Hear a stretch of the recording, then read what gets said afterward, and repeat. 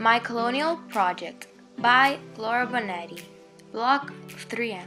The essential question is, in what ways is the colonial heritage of the United States still important? I believe the impact of colonization is still evident. Why?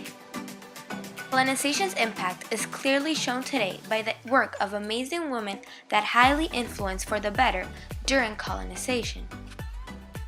The first example is Caroline Chisholm. She was one of the first women to immigrate to Australia. Soon, her husband left for the war.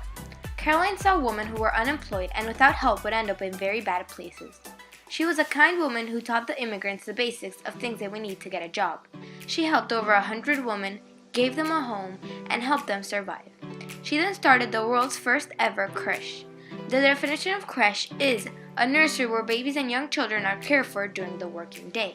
She had a great system. As while some mothers rested, the ones learning took their children as a practice for them to prepare to be good mothers.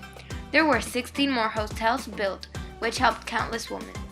This is important today as she showed herself and other women that we need to help each other out. She encouraged people to be independent and self-governing.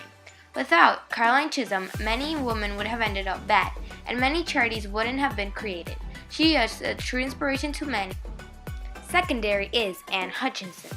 Anne Hutchinson founded a women's club at her house where they talked about books, prayed, and shared their opinions. Men were offended and thought that the women believed they were higher in authority than them, and supposedly offended Puritan ways of life. John Winthrop, a man who wanted her gone, found a legal way to silence her.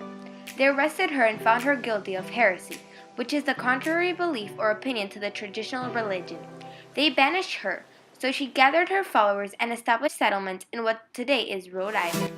This is important today as she somewhat began the idea of being a feminist. She believed that women could have an opinion in what was happening. She also showed very clearly that women could be independent. They didn't need men to establish a settlement for them to live in. A settlement in which today is Portsmouth, which thousands of people live in. Third is Lady Deborah Moody. When Lady Deborah Moody's husband died, she found comfort in religion. In controversy with most people, though, she believed in Anabaptism. Anabaptism is the belief that people should be baptized when they're old enough to decide for their own selves. This got her in a lot of trouble, as everyone thought she was a dangerous woman for thinking against the church, as Anabaptism was a sin there. Deborah lived in London, but moved to Massachusetts without the knowledge that Anabaptism was a sin there too. In 1642, she got kicked out. Instead of changing her beliefs for what people wanted, she stood by what she believed in. She asked Director General William Keefe if she could move into his colony with her other friends that had other beliefs like her. When she got a yes, she made a town at the tip of Long Island. She became the first woman landowner in the New World, and she as well started one of the first forms of city planning.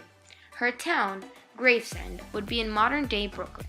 Her impact is still seen today as she inspired city planning, made a town where almost 30,000 people live today, and proved that if people don't accept you, you don't change for them.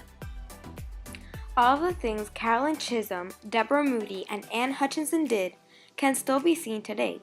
Each one is still important so many years later, therefore proving that colonial heritage can still be seen, not only in the United States, but all around the globe. Thank you for your time, and here are my citations. Does anyone have any questions?